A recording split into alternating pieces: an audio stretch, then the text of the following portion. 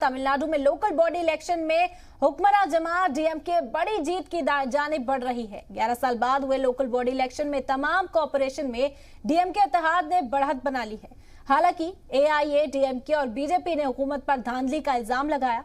खबर के मुताबिक हार के बाद ऑपोजिशन जमातें दोबारा वोटिंग के लिए अदालत का रुख करने पर गौर कर रही है। आखिरी खबर मिलने तक डीएमके ग्रेटर चेन्नई निगम में 5 वार्डों पर जीत हासिल कर चुकी थी, जबकि दर्जनों सीटों पर आगे भी काउंटिंग चल रही है। हालांकि कुछ इलाकों में बीजेपी और एआईए डीएमके उम्मीदवार भी बढ़त बनाए हुए हैं, लेकिन रियासत के दीगर हिस्सों में डीएमके इत्तेहाद क्लीन स्वीप करती नजर आ रही है। करूरी में डीएमके ने सभी 7 नगर पालिकाओं में जीत हासिल की और आखिरी खबर मिलने तक 200 वार्डों में से 104 के नतीजों का ऐलान कर दिया गया है, जिसमें डीएमके ने 81, एआईए डीएमके ने 11 और आईएनसी ने 5 सीटें जीती हैं। Especially the DMK and the State Election Commission, the way they have conducted the election on 19th, it is totally shameful what has happened in Tamil Nadu. Total misuse of government machinery, abuse of power.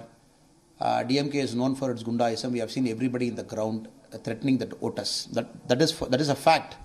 Why the voting percentage has come down by 14%. You will not believe 2011 when the last time local body elections happened, and 2021 the last time the assembly elections happened, in 2022 there is a drop of 14 percentage point. That is only because the last 5 days what they have done, the groupism, the overshow of power, forcibly giving gifts to people, throwing gifts to people's home, throwing money, putting money in a cover and just throwing it to people's doorstep. People have seen everything. And many people did not want to come and vote. One, for the fear of DMK fellows who were standing outside the voting area also. Secondly, the violence that happened on the polling day, 19th. At least now there are about 12 BJP Karyakartas admitted in different hospitals across the state now. They were trying to booth capture. उधर counting से एक दिन पहले तमिलनाडु के साबिक वजीर D जय कुमार को हिरासत में ले लिया गया। इस दौरान एआईए डीएमके लीडर के हामियों ने जमकर हंगामा किया। इस दौरान उन्होंने सीएम एमके स्टालिन पर आइन की खिलाफ वर्जी करने का इल्जाम लगाया। हामियों ने कहा कि स्टालिन हुकूमत डरा धमका कर नतीजों को मुतासिर करना चाहती है, लेकिन अवाम इसका जवाब देगी। It is absolutely undemocratic to arrest in the middle of the night a former minister, a former MLA, former speaker of Tamil Nadu, who's almost been an MLA for 26 years. He's not a terrorist. He's not robbed anything of the people. Just because the local body elections are coming out tomorrow, Mr. Stalin is using every power under the book to arrest AIDMK ministers, to threaten them. This is never going to happen. People of Tamil Nadu are never going to sit down and watch this. 100% people will teach them a lesson in the results tomorrow in the local body elections. People are regretting why they voted for DMK. And is this the way in a democracy to arrest somebody who is a public representative? Mr. Jaykumar is a former minister. He represents a constituency in Tamil Nadu. How dare Mr. Stalin do this in the middle of the night? This shows complete defeatist attitude. This shows complete cowardice on part of Mr. Stalin.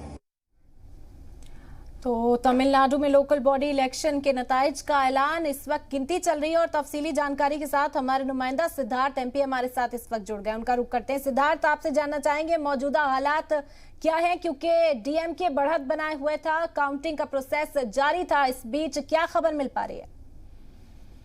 तो ये expected lines में है कि जो ruling party है उनका ही maximum lead होता है, और वैसे ही हुआ है, क्योंकि जो लोकल बॉडी इलेक्शंस होते हैं उसके एक ट्रेंड ऐसा होता है कि जो इनकम्बेंट पार्टी है उनको ढेर सारे वोट्स मिलता है और वो ही हर बार जीत सकते हैं, और वो भी एक बिल्कुल स्वीप की तरह से वो जीत सकते हैं, और इस बार भी वैसे ही देख पा रहा है। और हमें ये याद रखना पड़ेगा कि ये लोकल बॉडी इलेक्शन करीब 10 साल के बाद हो रहा है, तो तमिलनाडु में एक बहुत महत्वपूर्ण चुनाव है।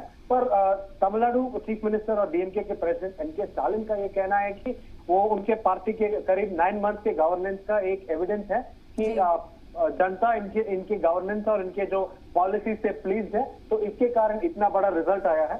पर इसका एक दूसरा ये है कि एआईडीएमके और बीजेपी जो मेन ऑपोजिशन पार्टीज है उनका ये कहना है कि बहुत मैल प्रैक्टिस हुआ है, बहुत कैश डिस्ट्रीब्यूशन और वैसे मैल प्रैक्टिसेस हुआ है, बूथ कैप्चरिंग जैसे इंसिडेंट्स भी हुए हैं। यही है ऑपोजिशन का एलिगेशन। पर इस बार इस इलेक्शन का ये स्पेशलिटी है कि पिछले बार जो चुनाव हुए थे असेंबली के लिए तमिलनाडु में, उसमें एआईडीएमके और बीजेपी अलग एक जुड़ के कंटेस्ट किए थे, अलायंस में थे। पर इस बार एआईडीएमके और बीजेपी इंडिविजुअली कंटेस्ट किए हैं, और इंडिविजुअली कंटेस्ट करके ऐसा लग रहा है कि अभी के ट्रेंड से बीजेपी को ऑलमोस्ट थर्ड लार्जेस्ट कह सकते हैं इन टर्म्स ऑफ नंबर्स, क्योंकि इसका पार्टी का इतना अच्छा परफॉर्मेंस हुआ है इस बार तमिलनाडु में, और ग्रास रूट लेवल में इस पार्टी के ग्रोथ को भी ये काफी दिख रहा है। क्योंकि आज तक ऐसा माना जाता था कि बीजेपी का तमिलनाडु में ढेर सारा होल्डिंग नहीं है, पर इस बार ऐसा अकेला कंटेस्ट करके बीजेपी का ये नंबर काफी इंप्रेसिव है, और बीजेपी के कार्डर और लीडर्स भी सोशल मीडिया में इनको काफी अच्छे तरह से सेलिब्रेट कर रहे हैं, क्योंकि लोकल बॉडी इलेक्शन डेमोक्रेसी की एक फंडामेंटल एलिमेंट है, और यहाँ से ही एक पार्टी अपने जो ग्राउंड वर्क है यहाँ से वो बिल्ड कर सकते हैं, और इसके बाद ही जो लोकसभा चुनाव है, इसके बाद जो एमएलए के चुनाव है, ढेर सारे चुनाव में, इसके बाद ही वो अपने पावर को दिखा पाएंगे। तो बीजेपी का मानना है कि ग्राउंड लेवल में उनका सपोर्ट काफी है, क्योंकि when compare to earlier election ये एक बहुत बेहतरीन शो है, specially when compare to their own record. जी सिद्धार्थ, तो मुसलसल हंगामा बरपा जा रहा है। हम देख रहे हैं कि डीएमके की बड़ी जीत, जो दावा डीएमके की जानिब से किया जा रहा था वो यहाँ पूरा होता हुआ नजर आया, लेकिन जो ऑपोजिशन जमाते हैं एआईएडीएमके की बात करें या बीजेपी, जिस तरह से आपने बताया हंगामा बरपा है, तो क्या अब अदालत का भी रुख किया जा सकता है? दोबारा चुनाव कराने की जो मांग है वो भी उठती हुई नजर आ रही है। जो काफी जगहों पे जो री इलेक्शन हुआ था वो तो हो गए हैं, पर इसके अलावा जो है ये स्टेट इलेक्शन कमीशन कंडक्ट करने का एक चुनाव है, क्योंकि स्टेट इलेक्शन कमीशन और यहाँ जो स्टेट के कॉर्पोरेशन है वही जो एक एक डिस्ट्रिक्ट में इलेक्शन को कंडक्ट करते हैं, तो इसमें एक री इलेक्शन या कुछ वैसे पॉसिबिलिटीज नहीं है। हम सिर्फ ये कह सकते हैं कि अभी तो ये एक क्लोज चैप्टर है, क्योंकि काउंटिंग का एंड हुआ है और रूलिंग पार्टी अपने विन को सेलिब्रेट कर रहे हैं। ऑपोजिशन तो कहेंगे ही ऐसे एलिगेशन, पर बात यह है कि इससे सबसे बड़ा टेक अवे ऐसा है कि ढेर सारे रीजन्स में डीएमके को इनरोड्स मिल गया। जैसे कोयम्बतूर, ऐसा कहा जाता है कि कोयम्बतूर एक एडीएमके का स्ट्रॉन्ग होल्ड है, जैसे जगहों में भी डीएमके ने एक्चुअली बहुत सारा अच्छा परफॉर्मेंस किया है।